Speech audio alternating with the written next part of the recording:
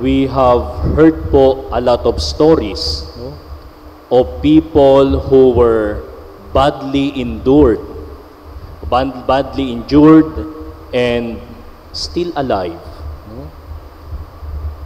We heard people who are really sick, no, and they were able to survive. And we often say, it's not their time yet. No? Hindi pa ito yung kanilang panahon. No? O kaya naman, may sinasabi po tayo sa Tagalog, kung hindi ukol, hindi bubukol. No? So ano po ba yung sinasabi, no, sa atin ng first reading? Kasi sinasabi dito na para bagang may oras para sa lahat. No? May oras para tumangis, may oras magsaya, may oras ng kapayapaan, may oras ng digmaan, no? May oras ng kasaganaan, may oras ng karukaan. No? Ang sinasabi po ng pagbasa, no, isinasabuhay po ba natin ang kasalukuyang panahon? No? Do we live each day, no, according to the will of God? Isinasabuhay po ba natin, no, kung ano ang hinihingi sa atin ng kasalukuyang panahon? Dahil ang temptation po palagi ng demonyo para sa atin, no, it's either itatali tayo sa nakaraan or, no, gagawin niyang mag-worry tayo sa hinaharap. Kaya po may mga tao, at this is always the temptation of the devil, that we cannot move on. No? Na palaging nakatali tayo, at ganito po ang ginagawa ng demonyo, itinatali tayo sa nakaraan. No? Na sinasabi sa atin, natatandaan mo ba na ganito yung naranasan mo? No? Natatandaan mo ba na sana kung hindi mo to ginawa, hindi yan mangyayari? No? Natatandaan mo ba na ikaw ay nasaktan at tingnan mo kung anong ginawa sa iyo? No? Nakatali at nakabilanggo po tayo at ibinibilanggo tayo palagi ng demonyo sa nakalipas. No? O kaya naman, ang gagawin ng demonyo, no, ipapasok sa atin yung alalahanin natin. No? Naku, mayroon ako nga palang pinaplano, no? Paano kaya kung may plano akong business, paano kung bumagsak, no? May plano akong ganito, pero paano kung hindi mangyari, no? At alam niyo po kung bakit ginagawa ito ng demonyo, nang sa gayon hindi natin isabuhay ang kasalukuyan, no?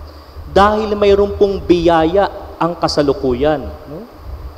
Yung pong nakalipas, wala na po tayong magagawa. No? Kahit anong gawin nating pagsisisi, kahit anong gawin nating paghihimutok, no? Kahit anong gawin nating galit at pagtatampo, hindi na natin maibabalik ang nakaraan. Ganon din naman po, hindi natin kayang panghawakan, no, kung ano ang mangyayari bukas. Only God knows what will happen tomorrow and in the future, no? At nandun po yung palaging temptation sa atin, no? Nag-aalala tayo na bakit, papaano, siguro, no? At dahil po dito, we fail to recognize the present moment. No? At pag po hindi natin naisabuhay ang kasalukuyang panahon, ang ngayon at dito, no, yung sinasabing here and now, we will fail to recognize the movement of God in our life. No?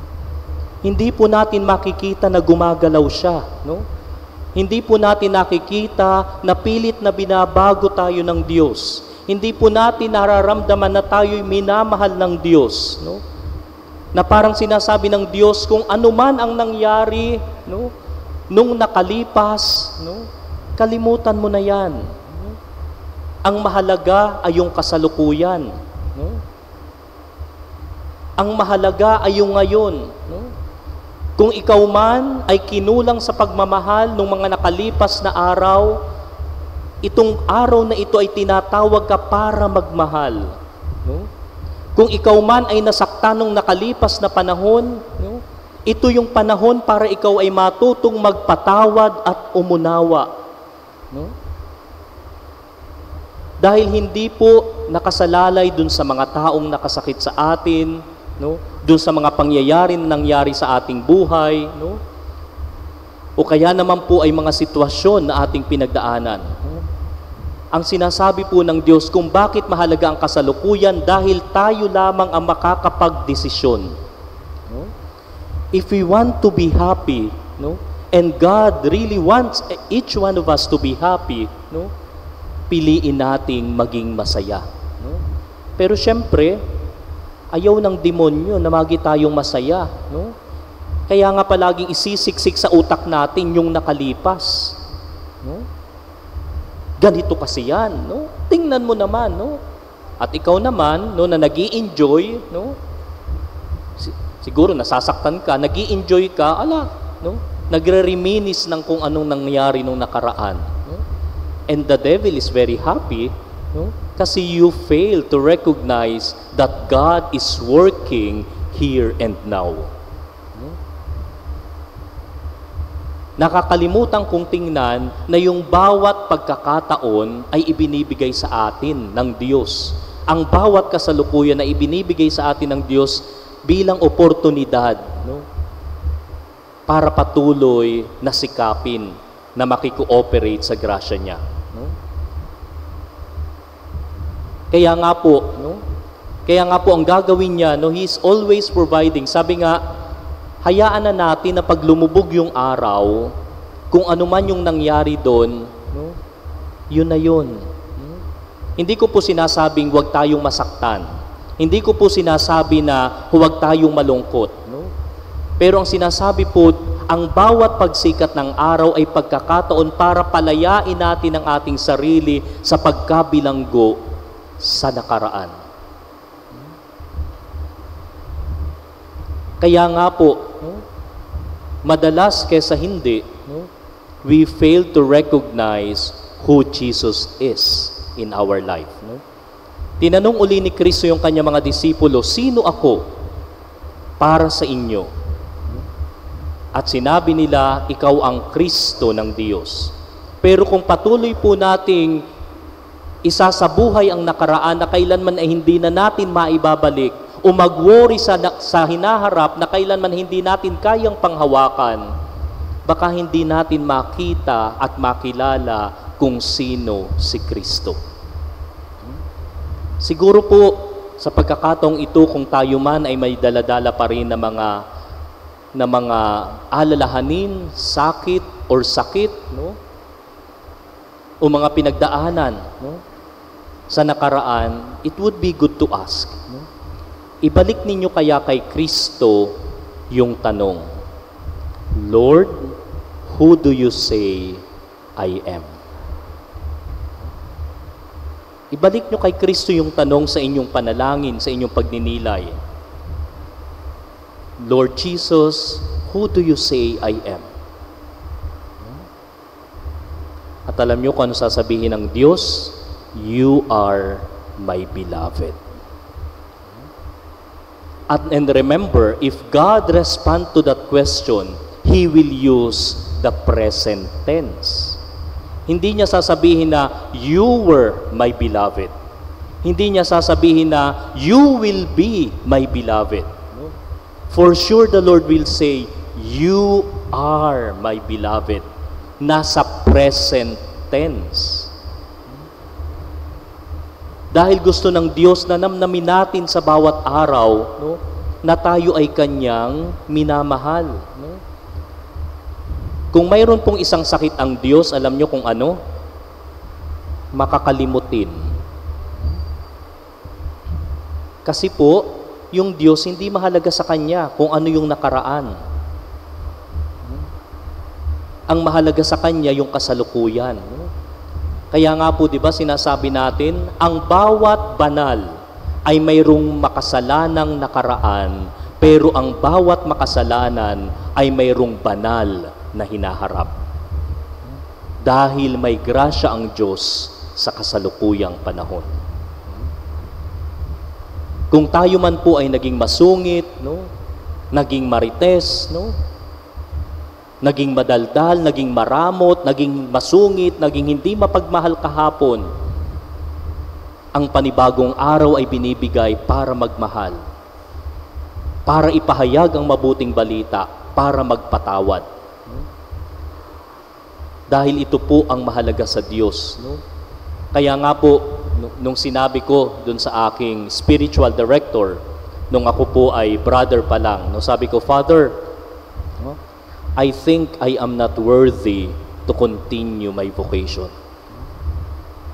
Kasi alam ko kung gaano ako makasalanan.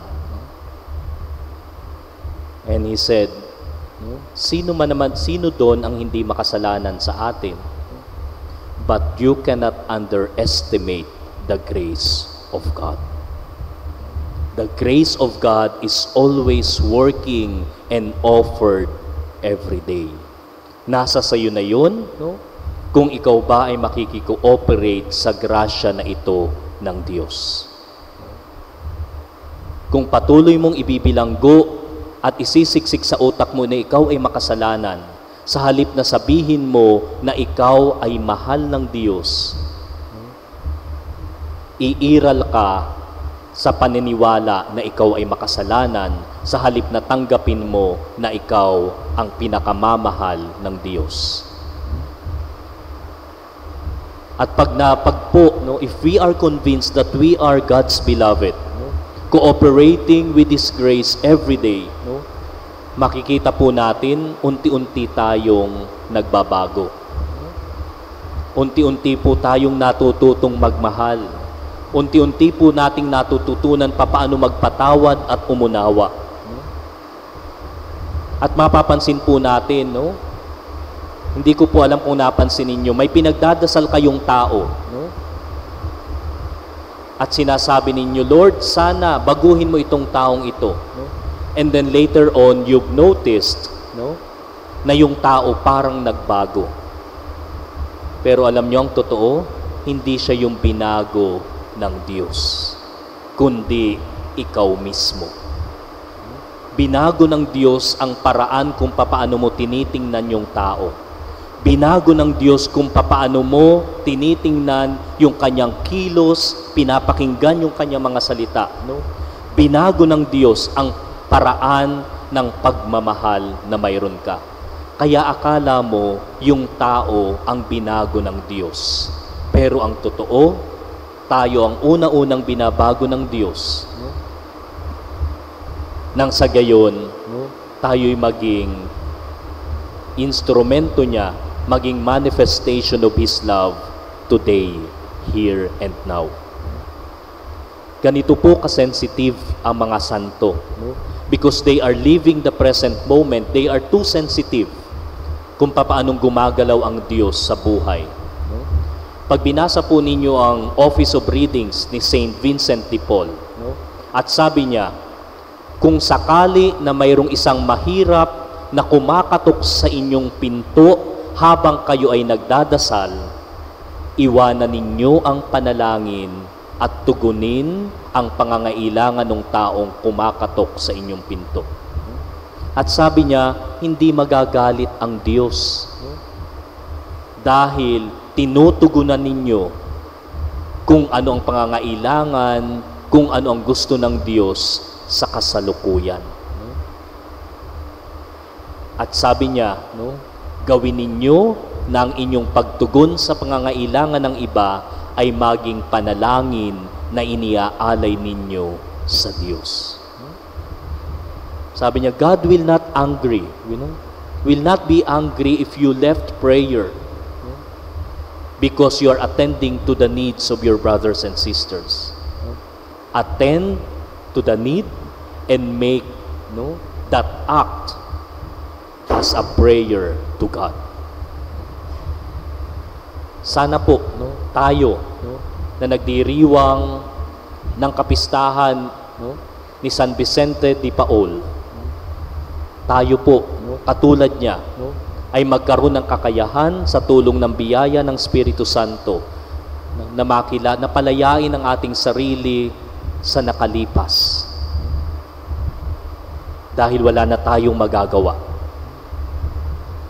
At hayaan po natin ang Diyos ang magturo sa atin araw-araw, not worrying the future, but recognizing His grace that is working and offered to each one of us, so that we too, like the saints, not only sensitive to the promptings of the Spirit, kundi tayo rin po ay maging mismong larawan at daluyan ng kanyang pagmamahal sa iba.